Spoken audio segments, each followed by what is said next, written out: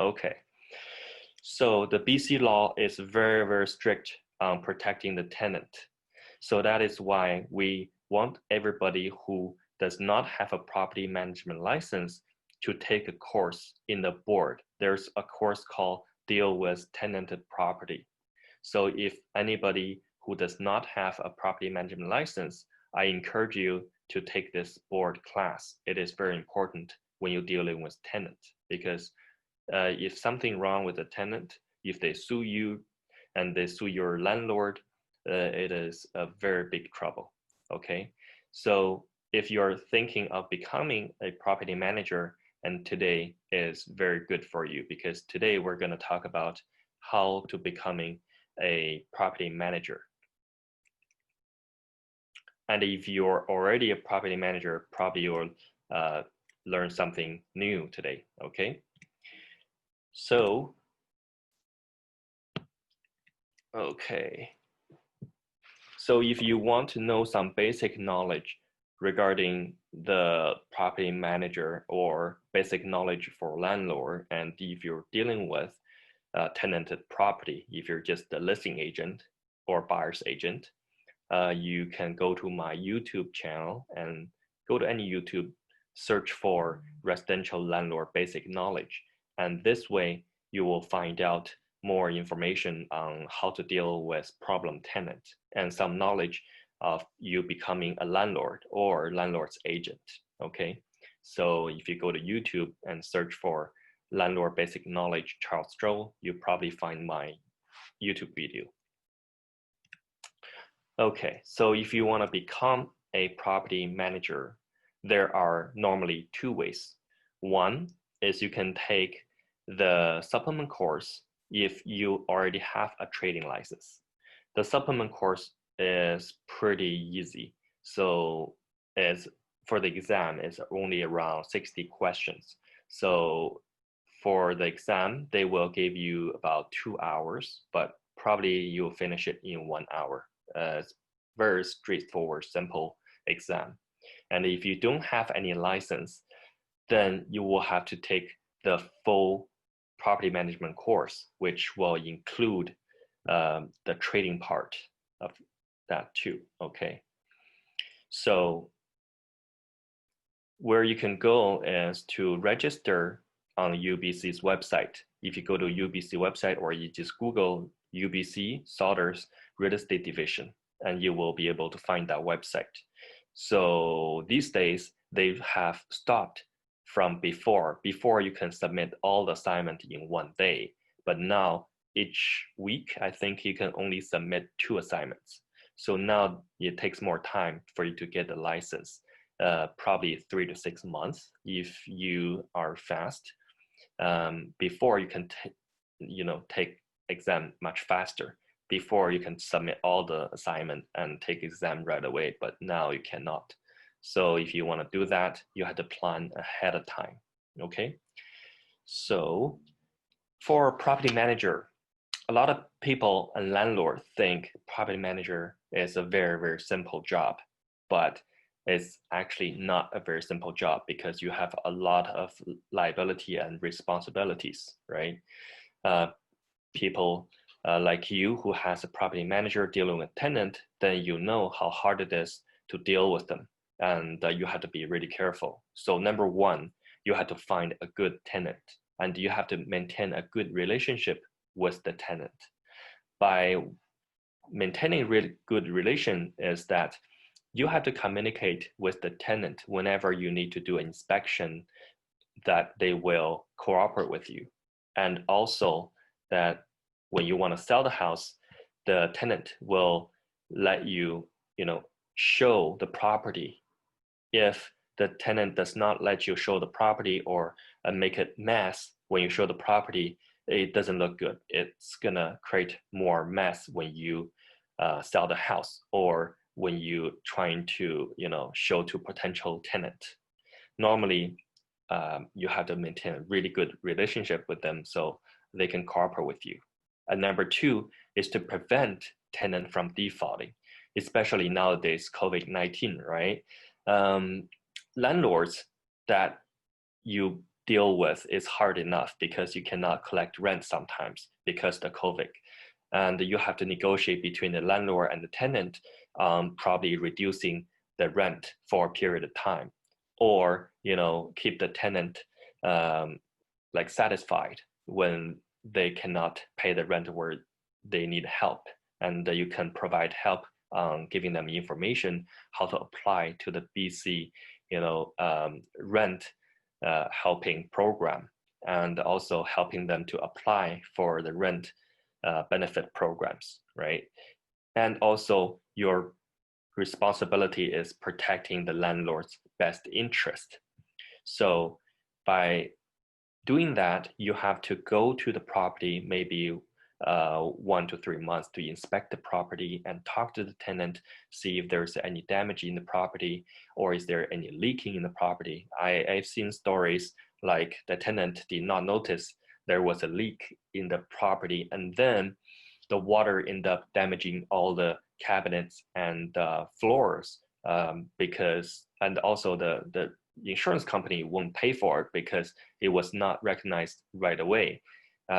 So the landlord has to pay all of that, right? So it is a lot of headaches. So you have to protect the tenant and the landlord. If the tenant has a risk issue, like health issue, if the water goes to the floor and grow mold, it'll create a health risk for the tenant as well. So that'll become the landlord's responsibility. So it is very big risk for doing that. Okay, so that's why you have to go to the property and check the property 1 or 3 months, to keep the property safe. And next one would be the rent collection and increase. Rent collection is normally done in our brokerage, Luxmore. Our accounting department collects the rent for you because we have a program that collects rent automatically through the bank. So which makes it very convenient for our rental agents. And the rent increase, there's a rule that all property managers should put in their calendar which month is to send out the notice to the tenant, because you have to send out a notice 3 months ahead for a rent increase. If you send out the same month, you cannot increase the rent in the same month. You have to send out 3 months ahead. Well, if your tenant doesn't know the rule, you may get away with it, but for any tenant knows the rule, they will tell you, hey, you cannot do that. You have to send me 3 months ahead of time, right? So as a property manager, you should know these rules. And number 7 would be vacate any problem tenant. So if the tenant is what we call a professional tenant. A professional tenant is very, very hard to deal with. They know all the laws, they know all the rules, and they probably know better law and rules than you, the landlord. So as a property manager, you have to know how to deal with problem tenant. You have to know the proper ways of get them out of your property, right? And you have to negotiate them along. You don't want to go to the last step where bailiff has to come in, right? That would be the worst case scenario. If they can get out of the property like in a month, you will save a lot of time and vacancies. Each month vacancy, you'll be losing a lot of money. So you want to get a tenant out as soon as possible. Even sometimes the landlord has to pay them some compensation to leave, right? And if not, then you have to go to small claim court to sue the tenant for damages for loss. If they have a normal job, then you can do that. To tenant who's a self-employee or who doesn't have a job, then it is very unlikely that you can get the money back. Collection is when you win in small claim court, you can go through collection agency to help you collect the money. But 90% of the time, if the tenant has no job, there's no way you can get the money back unless they have properties under their name. So number 10 would be keeping a good record for each property. As a property manager, you have to have some bookkeeping experience or knowledge. If you don't know how to do bookkeeping, then you better learn it, because after a year, the landlord would need this bookkeeping to do their tax. So if you don't know how to do good bookkeeping, then you better find a brokerage who knows how to do it. For Luxmore, we have an accounting department who does bookkeeping for our agents. So our agent does not have to do any the bookkeeping for income and expenses statement. In the end of the year, we will send it to all the landlords so they can do their taxes.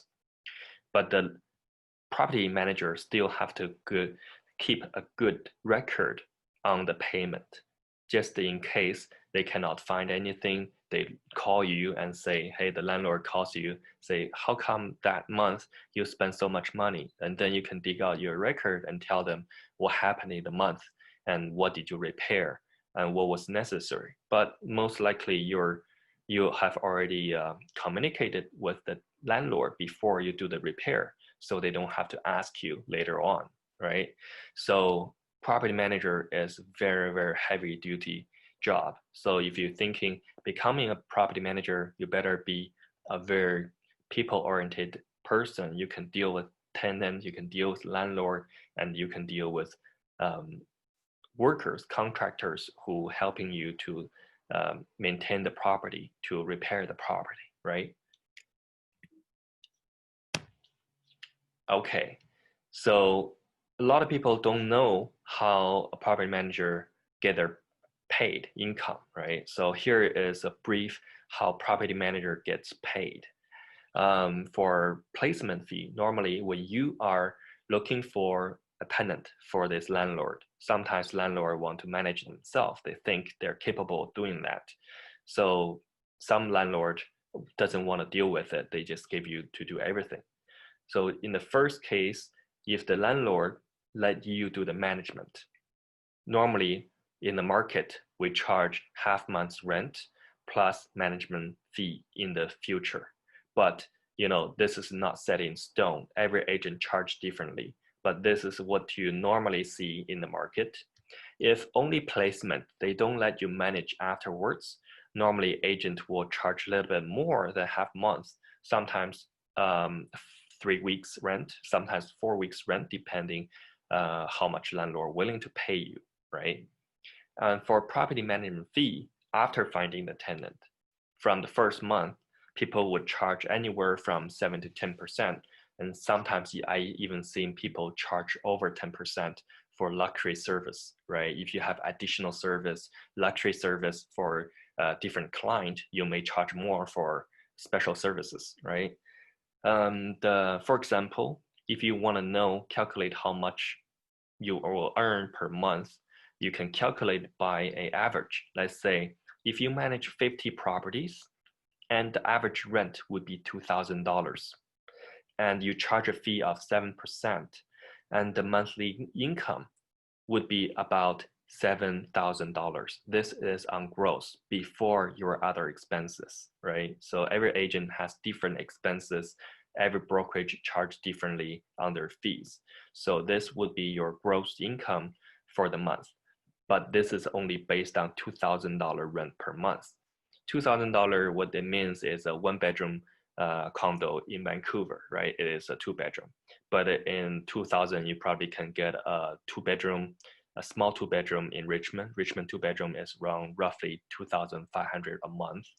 And, you average them out. If you manage a bigger property, if you manage a house you can rent to $10,000, in Vancouver or West Vancouver, $10,000, $20,000 house for a rental is normally for that price range. And, if you manage 50 properties and then times your monthly average per rent times your fee, you can calculate how much roughly you're earning. And plus your placement fee for the 50 properties, and you get average $2,000 rent, half month rent, that's $50,000 placement fee for all the 50 properties. But you're not getting that money within a month because you accumulate these 50 properties over 1 year or 2 years, right? But if you're fast, you probably met some landlord gave you a building to manage, right? So apartment building. There may be a 20 unit or 30 unit within it. So probably you can earn that money within a month or 2 months. So which is very good in the future. Of course, if the landlord wants to sell the property, they may ask you to sell the property as well. So there's extra income for that. Paperwork. For landlord, what we ask for paperwork for any other property manager in other company, I don't know if they ask same thing, but in our brokerage, this is what we normally ask is a property management agreement, which is an agreement that we provide from Luxembourg and signing with the landlord, and also FINTRAC and photo ID for the client, and title search. Title search is proof of the ownership, okay? And privacy consent and disclosure of trading agency. Before, I think they're coming up with the landlord version of this because they already have a tenant version. So probably they will have a landlord version of this disclosure soon. And the void check.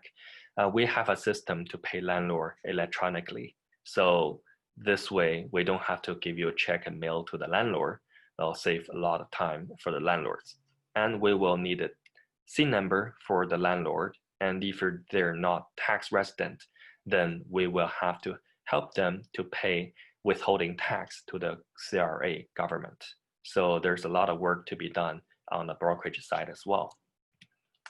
So FINTRAC, it is very important. I've been talking about FINTRAC every day, every time, every training probably, mentioning about FINTRAC.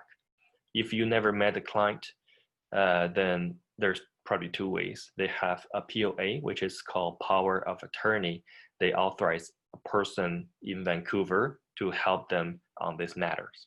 And if they don't have anybody and you never met this person, you only talk to them on the phone or by email, then you probably have to get them notarized at their local notary, right? To prove their ownership identity so you can verify this person owns this property. For people who does not comply with FINTRAC program, if they're involved in a money laundering case, you may be facing 5 years jail time, okay? This is applied to property management and also trading when you buy and sell properties.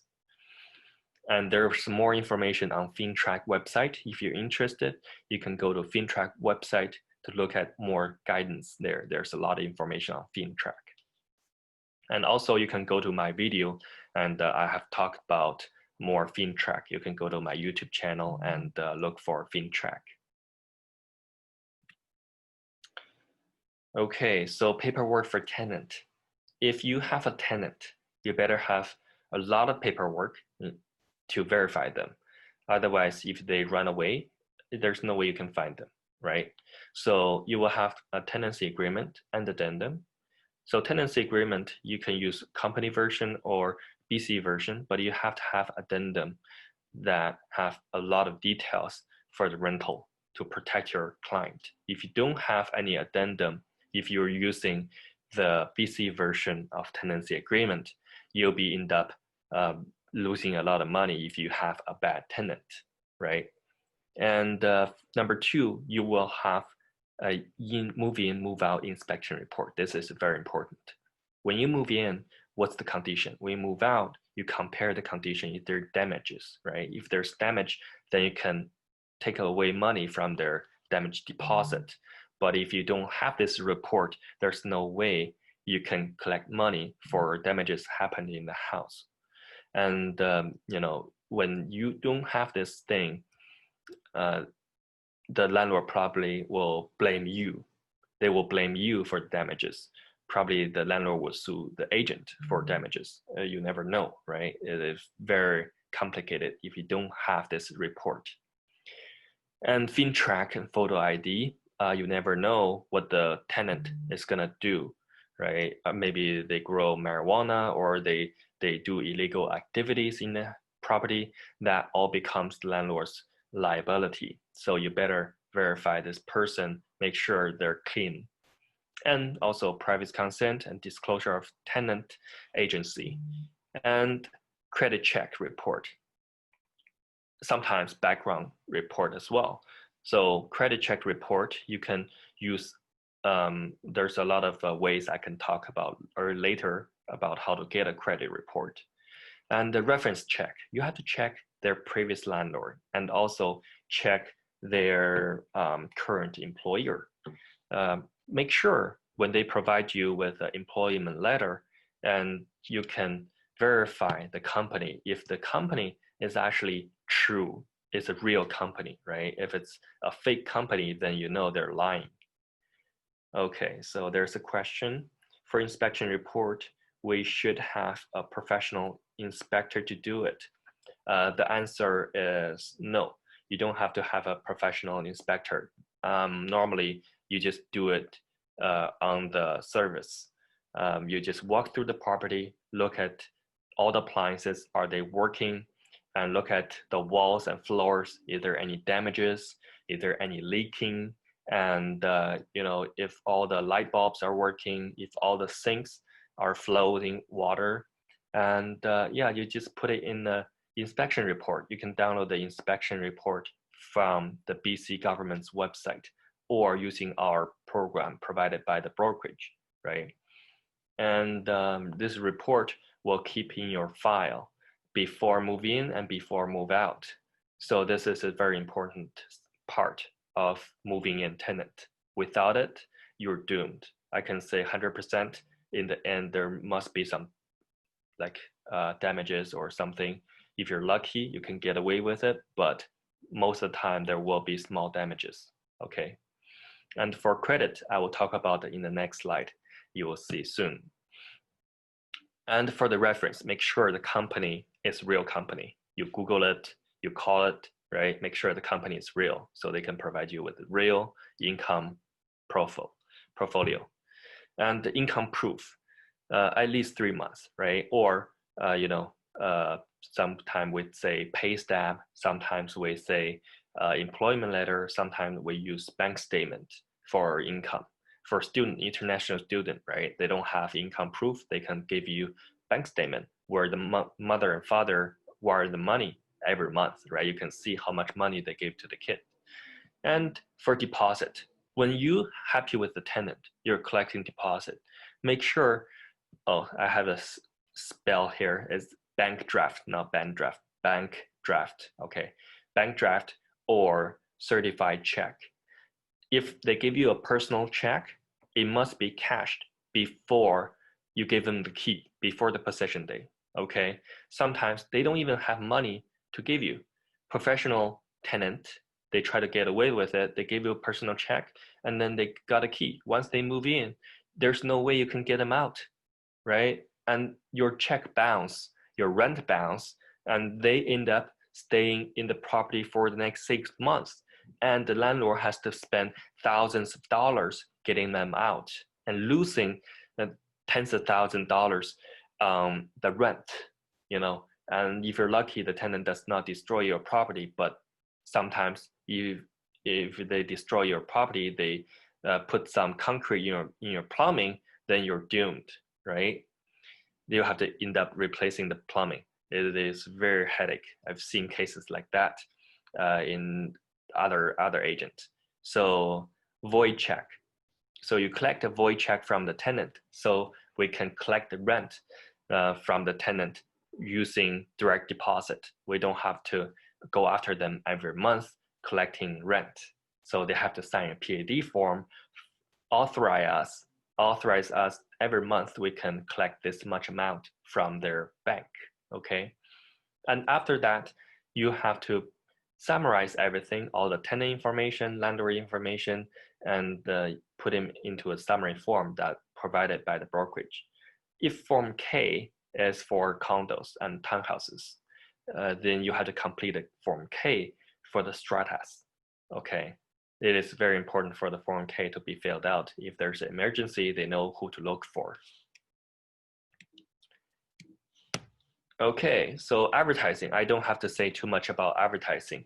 Right now, everything is on internet. Barely we put anything on newspaper. It's so expensive, right? on the internet is barely free. Sometimes you pay $1, sometimes $2 or $5 a day for Facebook ad or Google ad to advertise for your listing. But most times they're free, like Craigslist, Van People, Van Sky.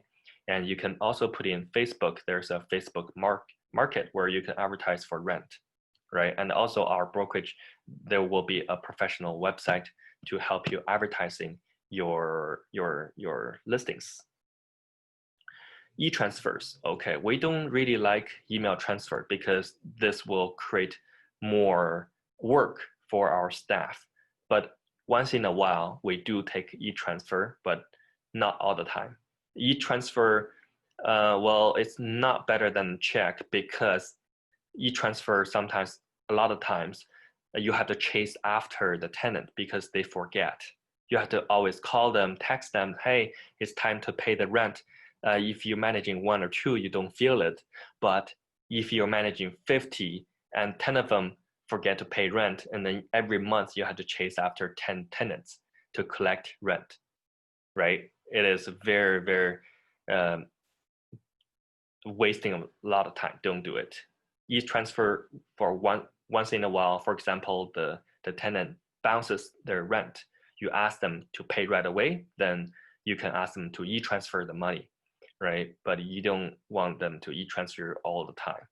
Like, think about it. There's 100 tenants, e-transfer the money, and then you have to click the same process, take you probably 2 minutes for each e-transfer, and times 100, that's 200 minutes, right? A lot of time. So try not to do e-transfer. But e-transfer is like cash, which is good.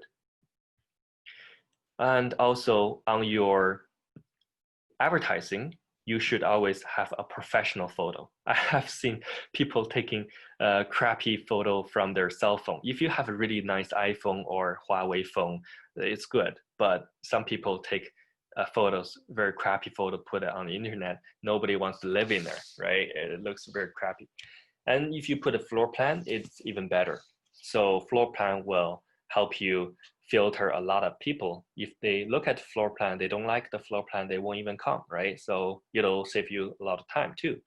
And you can put some videos for the details, like for nice appliances, nice views, you know, the video helps a lot in this, every day people love watch videos. Videos can show a lot of details. If you show them the nice appliances, the brand, the floor, especially the environment outside, what you're looking at outside of the window, right? Video helps a lot. And good description. You have to say, other than describing the property, you also have to describe what is the environment. Where do they shop? Is there anything close by, right? Is there a Walmart close by? Is there a superstore close by? And transit. Is there SkyTrain close by, or how many buses, which buses are beside this property, right? For people who works in downtown, right? Is there any bus to downtown? When they look at the bus numbers, they will know if this property is suitable for them or not. So if you have a good list of transit buses, SkyTrains, then this will help. And also for schools, people looking for school catchment.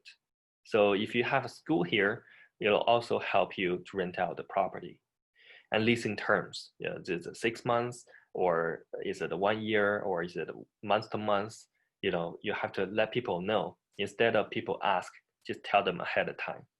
And also leasing terms, for example, there's no pet, or you're allowed pet.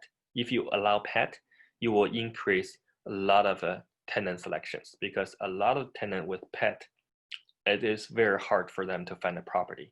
If your property is pet friendly, make sure you say that on your ad. I'm sure you will find a tenant right away, because it is very hard for tenant with a pet to find a property to rent. And also on your website address, probably you have a personal website that shows more listings, right? You want to direct them to your own website. Okay, so next one, tenant screening. So we'll look at tenant screening is the most important section here. the tenant screening, what I usually use, number one, I like the most is called Neighborly. Neighborly before the COVID-19 is totally free. You don't have to pay anything. The tenant doesn't have to pay anything. It's totally free. But during the COVID period, right now they charge about $25 per screening. Inside of it, you can go take a look. It's not only credit check, it's got a background check as well. So they check the tenant. It's also a tenant online application program too. It's all in one. It's got tenant application, it's got credit check, it's got background check, it's got income check, it's got a like previous address verification. It's got everything. It's really good website that you can use for screening tenant and for tenant applications. And if you only want to do tenant credit score, you can ask the tenant to call or Equifax or TransUnion. They can get a free personal credit check report and provide it to you. But if you want to, the tenant doesn't know how to do it, you have to check the tenant. It'll cost you anywhere around $25, mostly $25 for each credit check. Different places may be different price, maybe from 20 to 35.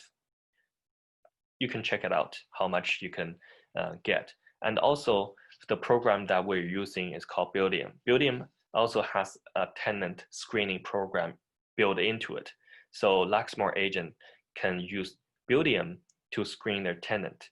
And the good thing about it, you can choose that you pay for the screening cost or the tenant pay. Mostly we can just check on tenant pay. They can pay for their own because they can use the report. If they don't qualify for this property, they can use the same report for other properties, so they can have a credit report for themselves. But if you have to pay it, then you can charge it to the landlord for whatever the cost is. And also background check. And you have to get their photo ID. Maybe if they're student, get their student ID, right? And income proof is normally a job letter, pay stub, or bank statement. That's how we normally verify their income proof.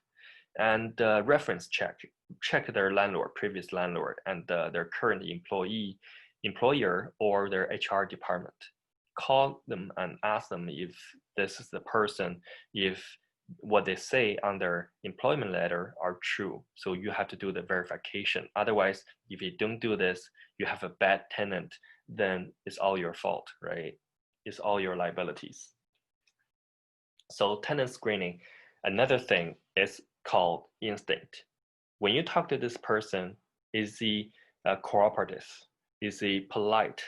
Are they trying to hide anything, right? When you look at this person in the eyes, do they feel funny? Your instinct is very important on selecting client, selecting tenant, right? So if you look at this person, you don't feel right, you probably don't want to deal with this person, okay? So move out inspection is done before tenant move in and after they move out. So after they move out, they will have to provide you with a forwarding address for deposit. If they don't give you this address, then you can refuse to give them back the deposit, right? They must provide you with a forwarding address where you can mail your deposit to them. And when you're doing the inspection, make sure when you move in, take some photos if there's damage. When you move out, take some photos when there's damage and keep them in your files, right? Later on, I will talk about how to collect and keep files. And for rent collection and payout, normally we encourage people to do PAD, which is a direct deposit. Direct deposit will save us a lot of time on collecting rent. And for landlord payment, we normally use a void check for the landlord. So we give them a void check with direct deposit to the account, to the landlord's account, so they can get their money right away. So try your best to avoid other methods, unless your brokerage does not have a PAD system, and your landlord, you have to collect a check, and then you have to go to the bank every month to deposit this check. Okay, there's another question. What's the reason to have tenant future address? Okay, so the tenant, if they give you the future address to forward the check to, that means where you can find the tenant if there's a problem. If they owe you any money, you can find them. If they don't give you any future address, you know, when there's a problem, you cannot find them. They may run away. Even you can go to a small claim court and sue them. You don't have an address to send the court document to. There's no way you can sue them afterwards, right? So that is why very important to get their future address. You must get their future address. All right, this is for protection of you and your landlord. Okay, so for EMT and cash only, we try not to do that because it's very, very time consuming. So we try not to get a cash, but sometimes, you know, the tenant is a cash-based job, then you probably can give tenant a account number, ask them to deposit, and then email you whatever the receipt is for the rent. So this way you don't have to run. Okay, so there's another question regarding landlord reference. Normally the current landlord try to get rid of the tenant if they're bad. Of course, we've seen that. And they always give good reference for the tenants. So how do you rely on this reference? You don't rely on the reference. All you want to do is to check the tenant. Are they providing you with real information? If they're providing you with a fake information, then you skip this tenant right away because they're lying to you on the first time, right? They're lying to you about their past, so there may be some problem with them. But if they're giving you a past landlord information, the landlord wants to get rid of them, that's depending on you, how you feel about the tenant and how you filter the tenant. Like I said, you ask the tenant for their income proof, ask for tenant to apply and get a credit check, background check, and everything. That's all you can do. There's nothing you can identify. There's no way you can identify if the landlord, the previous landlord, are telling you the truth or not, right? There's no way. You can ask the landlord a question like, why is he moving, right? You ask the landlord why is he moving, and then you will ask the tenant why is he moving. Are their answers match? If their answers don't match, then there's something you can be suspicious about. If you ask the landlord, say, "Oh, I'm selling the house," and then if you ask the tenant, "Oh, because the landlord has some relative going to move in," the answers don't match. There's another way you can try. Okay, we're gonna talk about the next slide here. Routine inspection. A lot of people don't know why you should do routine inspection. One of the reasons is that on your client's landlord's home insurance policy, normally there would be a condition. It says, landlord or the agent must inspect the home every 3 to 6 months to make sure the property is in good standing. Otherwise, when there's something happens, the insurance company will not pay for it. So you have to have an inspection done every 3 to 6 months. Every time you should keep an inspection report. Okay, this is very important. And the landlord, like I said, if there's some leak, the tenant did not find, but you have to be careful to find any possible leak. Leak is very deadly to properties. Water damage is #1 thing kills properties. Okay, so you have to check the property at least 3 months, like every 3 months at least. Okay, so rent increase. You must send out the rent increase 3 months before you increase the rent. And you have to go to BC's website. There's a website actually helping you to calculate how much you can increase. You can just Google BC rent increase calculator, and you can find this website. And you can just enter all the information, and then it'll tell you how much you can increase and when you can start collect the increased rent. It's very, very good website, very easy to use. You can just Google BC rent increase calculator, okay? And there's another thing, there's no rent increase during COVID-19. So this year, nobody can increase rent, okay? It's by the government, so nobody can increase rent this year. If you have tenant, then you can charge any rent on new tenant. If the tenant leaves, the new tenant comes in, you can charge any market rent. There's no rule for increased rent if you change a tenant. But for the same tenant, if they rented for 5 year, 10 year, then you can only obey the BC law to increase the rent. Okay, we have another question. Shall we help basement suite without legal address to manage? What to be careful? Okay, so we actually can do this, but this is very tricky. Sometimes it involves a lot of negotiation between the main floor tenant and the basement tenant.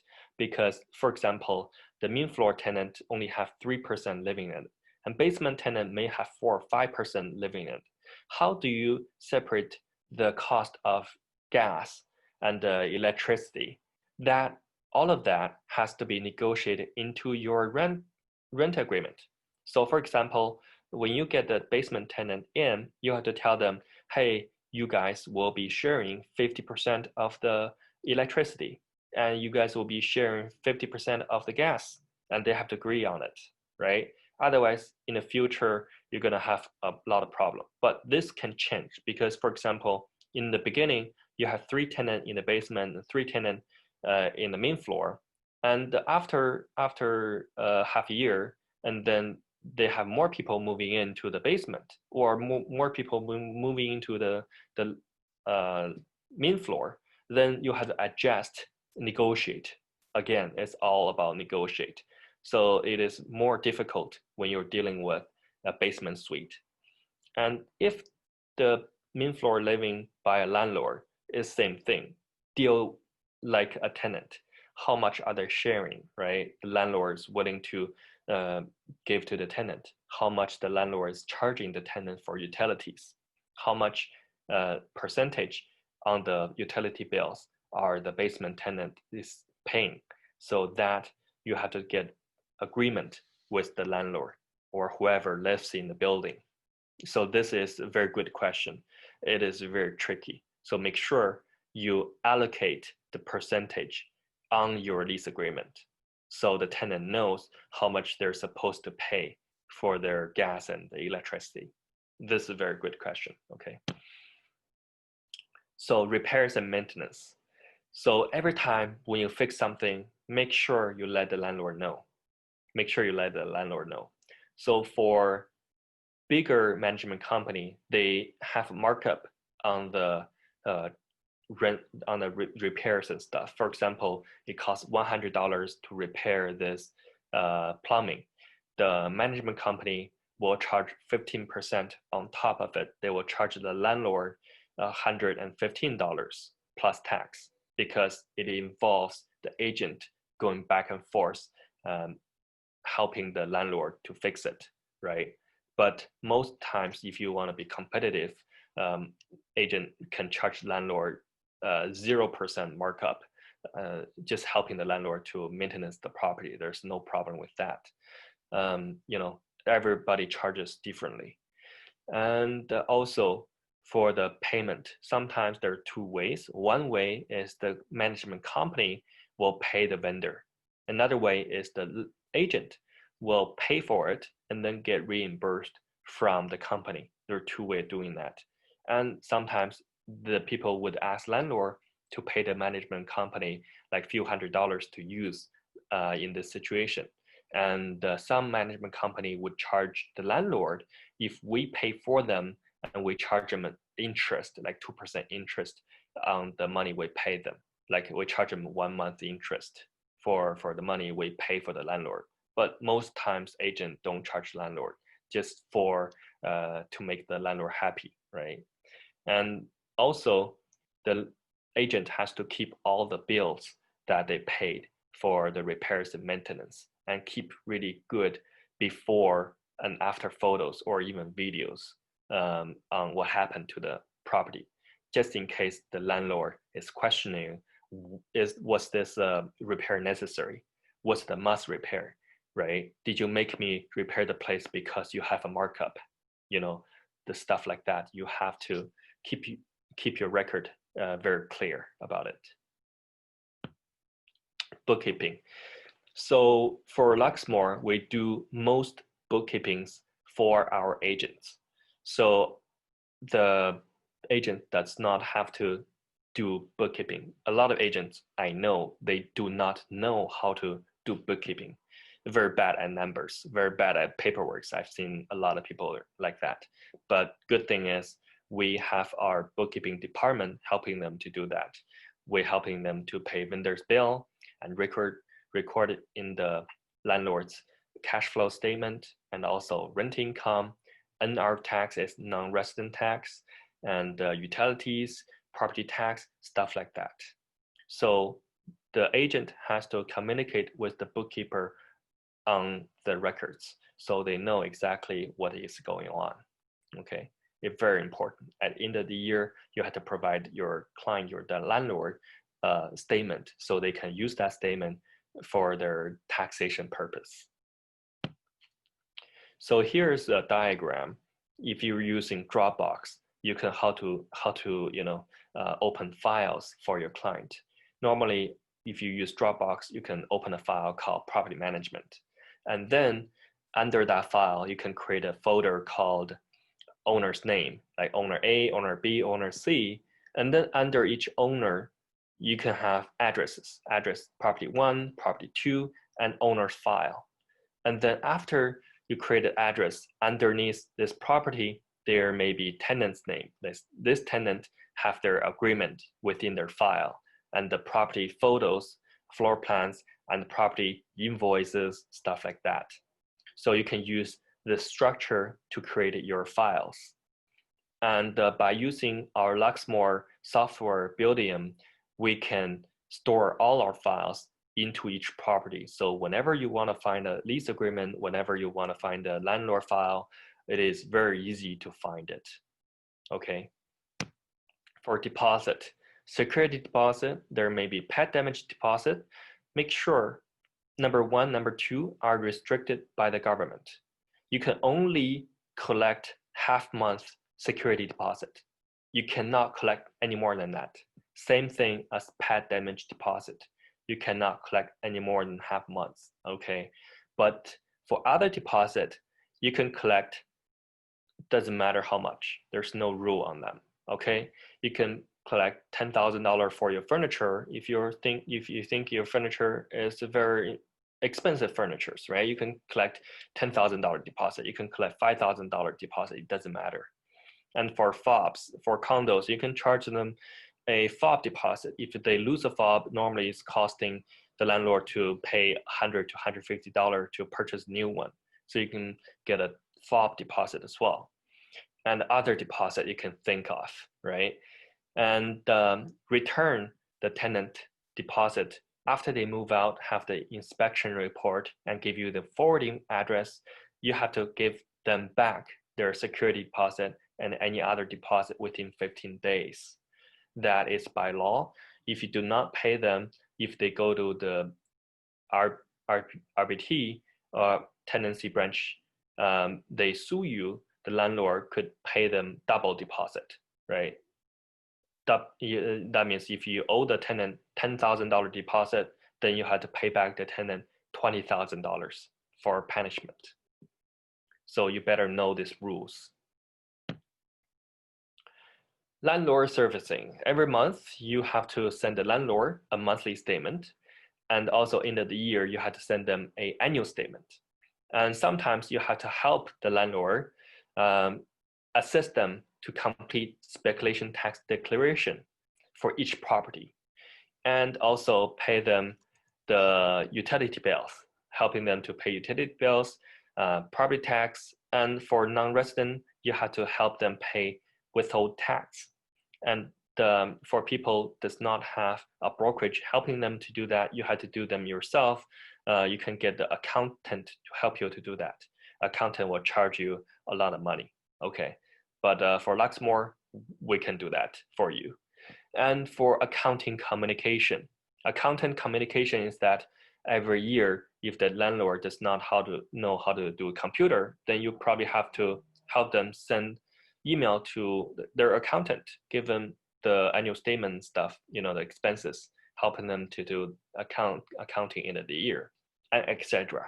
There are so many other services that landlord may need.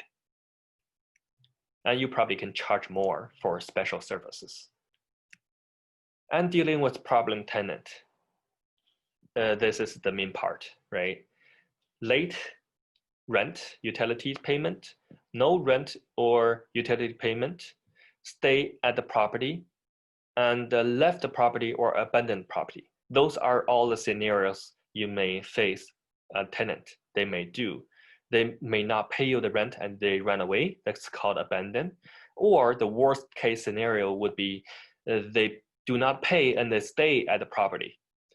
And they can stay up to probably maximum 6 months if you know how to get them out, right? And for damaged property, if you damage, they agree to fix it, that's fine. But if they damage it, they don't fix it, then you have to send them a notice to vacate right away.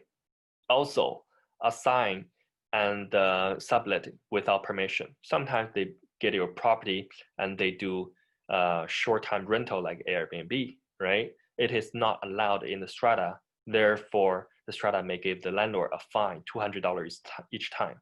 But the tenant run away because they got the money, they ran away, right? So you have to deal with the risk of the problem. And sometimes illegal activities. You may see houses with grow up marijuana or like party house over 10 p.m. still doing party, or they sell alcohol and they become a bar, or they gamble in house. They do some other illegal activities in the house. Police is involved, right? You have to say somewhere in your lease addendum saying no illegal activities are allowed within the property. Otherwise, the landlord may be facing same penalty as well. Okay, so make sure you find a really good property manager knows how to draft their lease addendum. Otherwise, the landlord is gonna be facing a lot more risk than ever. Strata bylaw violations.